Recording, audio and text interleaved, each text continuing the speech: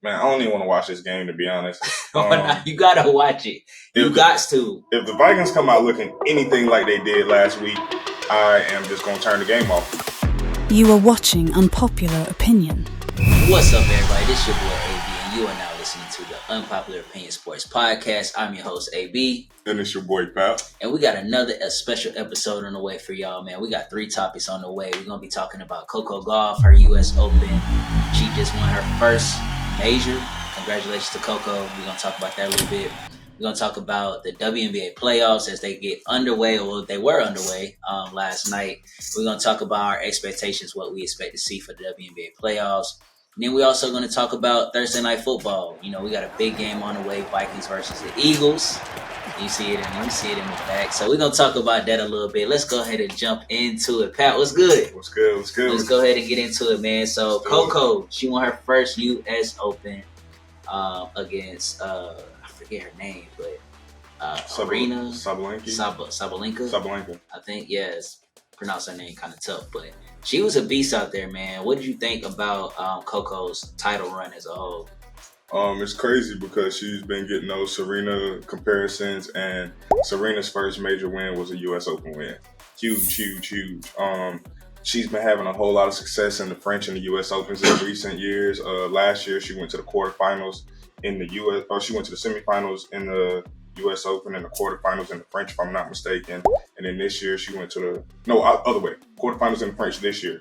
And then she won the U.S. Open last year. Quarterfinals in the French, went to the finals last year and lost to Swiatek, who was number one for 75 straight weeks before this tournament here went when she lost in the 4th round. Yeah. So I do see Coco having a lot of success moving forward because she has been getting closer to the brink of winning lately, and now that she's actually pulled it off, I feel like that takes some of the pressure off of her and she'll be able to play better.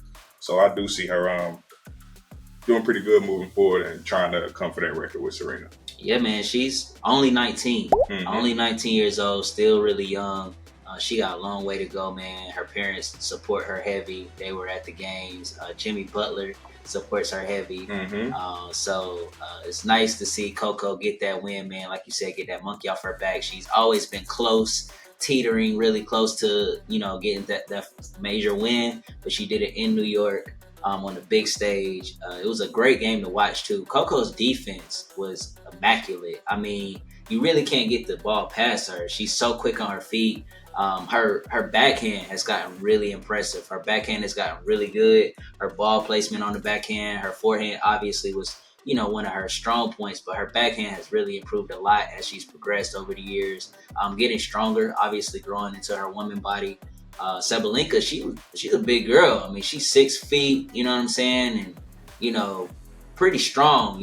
Her serve was amazing. Like, she was, hitting the ball so hard. I was surprised that Coco was able to return a lot of those. But when she got used to how hard she was returning on serves or, her returns on those volleys, she did a really good job of dominating pretty much, especially in that last set, 6-2. Coco had it going. Sabalenka, she was kind of hurting herself as well. And Sabalenka just came off of a tough semifinals where they took it to the brink, where they were going back and forth. It was really down to the wire in that match. So Sabalenka is the number 1 right now, so she's gonna have to see. They're gonna see each other again. So I'm excited to see what that rematch will look like eventually in the future.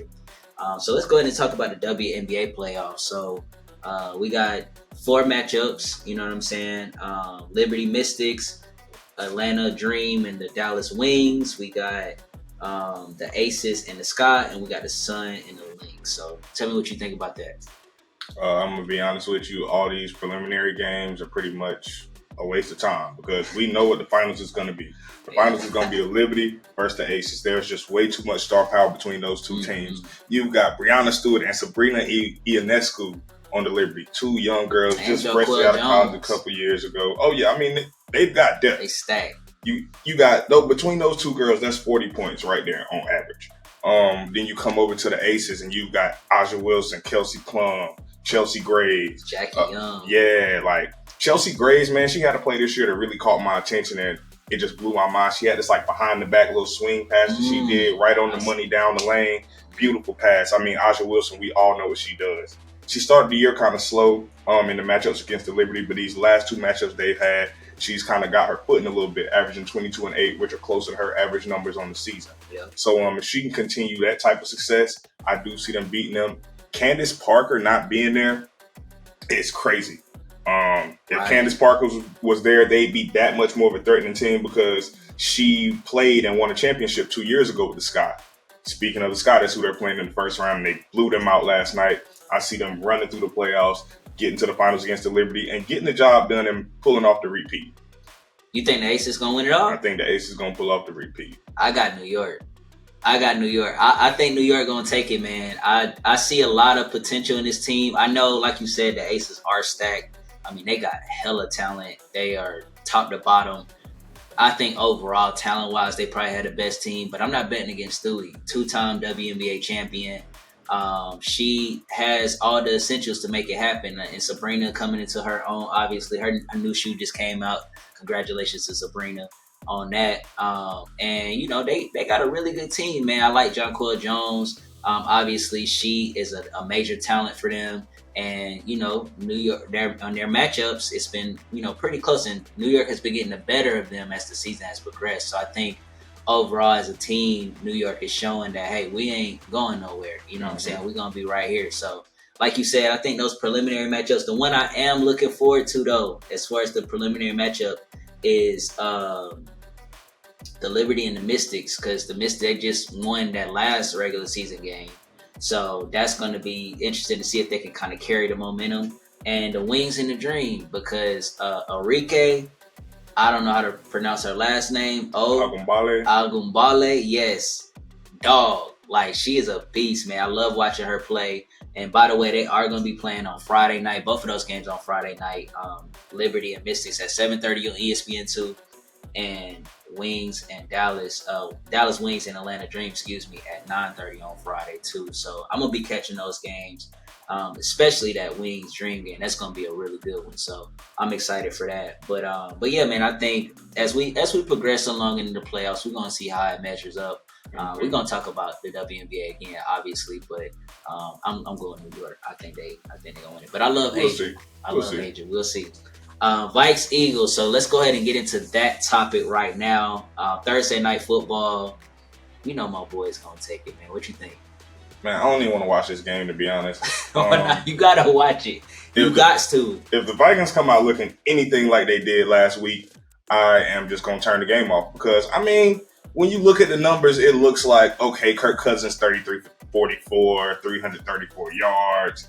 2 touchdowns. He put up the numbers now. But he threw 2 interceptions, and he lost 2 fumbles and threw an interception. One of his touchdowns I did like was to rookie Jordan Addison. The defense ran like a cover 2, and the safety kind of bit. It was a great combination. Yeah. Wes Phillips did a great combination of routes. He had a trips over there. He had Jordan Addison run like a fly, and then the guy that was in the slot ran like a quick out. Jefferson. Ran a little deep out. It's like that Madden play. I don't know. It's in an I formation, and then like you do a play action, and like you said, the slot goes out, and then the dude kind of does like a post type route. So because then the safety's got to pick one. Yeah, he got to pick one. And whoever he doesn't pick, it's like my old football coach used to say. You know what I'm saying? Pick your. You know, we're not gonna say all that, but you know that's what you're supposed to do, and he did a great job of doing that. And Wes Phillips said he is looking to incorporate Addison into the offense more as the season progresses. So I'm interested in seeing how that goes. The Eagles, my fantasy team needs DeAndre Swift or Rashad Penny to do really well. So I'm glad Gainwell's out for this game. So yeah, we're gonna see what happens with that. I do see the Eagles having a really good year, and I mean they had a bad offensive game against us last week, but shaking the rust off. You know they still in that Super Bowl high. So I do see the Eagles getting their offense together. And plus the Patriots have a tough defense. So I see the Eagles pulling this out. Maybe a close game. I'll take, I think the spread was like 6.5 or 7.5. I'll still take the Eagles on that spread. We just gotta, I mean, it's gonna be tough because like you said, Addison adds another component to their defense. James Bradbury's not gonna play. So that's tough. So yeah, so we're gonna have to slay. Obviously, Avonte Maddox guarding Addison. Nah, I think we're gonna put Ricks. Okay. Eli Ricks, who's a young guy, but he's toast. good. He got talent. I mean, both of those guys young. They probably play. You know, they both played college just a few years back. So you know, I think it's gonna be a good matchup. It's gonna be a good matchup. And we got burn them up, 100 yards. Reed Blankenship also is not gonna play, so he's been playing a lot better. Guys. Yeah, he's been playing a lot better, but that just gives more room for my boy Sidney Brown. So Sidney coming in, I think he's gonna get most of those reps at safety, and I think he should. You're gonna see a lot of what I've been paying attention to, a heat-seeking missile when it comes from that safety spot. So that's going to be, and then Fletcher Cox is questionable, but I'm pretty sure he's going to play. I mean, y'all got 8 defensive linemen anyway, so it doesn't matter. Hey, but Fletch still dominating in the reps that he's getting. He was like number 2 in pressures for the whole, for the whole league. So he was number 2. So and then obviously that dog Jalen Carter, he gonna get to Kirk a couple times, I'm sure. Like, he's been dominating. They have to double team him already. He's already generating double teams. So, it's going to be good. And we got Keely Ringo, too. Forgot about Keely. So, probably going to be swapping those 2 guys out between Ricks and Keely. And, we're going to see, man. But I got my boys. I think we're going to win by at least 10. I'm going to say at least 10. But Jefferson probably going to still have a good game. That matchup between Jefferson and Slay. Slay gonna get burnt up. Slay had 2 picks on him last time, and he should have had 3. And I think Jefferson gonna get him this time. Yeah. I think Jefferson gonna get him this time. So burnt toast. They gonna have to double. I think they're gonna have to double. So yeah, we winning that game tonight. All right, man. That's gonna wrap it up for us. I appreciate everybody taking a listen to us, watching the show, supporting us. Make sure you comment below on the YouTube channel and show your support and have some conversation with us as well. We welcome it all. Yeah, man, we got another episode coming for y'all in the following weeks to come. We got some new people coming on, so it's gonna be exciting, man, for the podcast. I can't wait to deliver these for y'all, but I hope y'all enjoyed it today, and we out of here. You are watching Unpopular Opinion.